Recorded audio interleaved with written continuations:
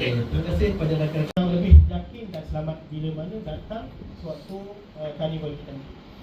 Maklumat karnival kita, insyaAllah kita akan mengadakan pada 31 Julai, 1 Ogos dan 2 Ogos insyaAllah ta'ala. Waktunya 10 pagi sampai 10 malam di kompleks PNS.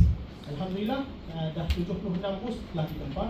Hanya tinggal dalam 24 ataupun lebih daripada tinggal 17 ke 18 bus dah ada lagi yang menawarkan keistimewaan untuk Papua Travel Fair pada kali ini. So yang itu yang kita nak datang. Nanti dia akan isi borang untuk masuk penyertaan dan mereka berpeluang untuk memenangi hadiah. So pakej pelancongan atau potongan harga macam itulah.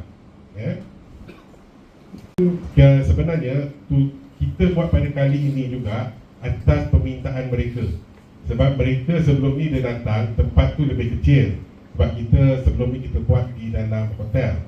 Jadi sekarang ni sebab tu bila ramai banyak permintaan, jadi sebab tu kita buat dekat lokasi yang lebih besar. Dan kita rasakan tempat kali ini memang sangat sesuai.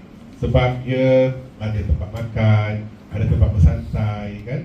Jadi kalau pengunjung nak datang, mereka boleh sekali makan-makan dekat situ, bawa family sekali kan, sambil melihat dan mendapatkan pakej-pakej pelancongan.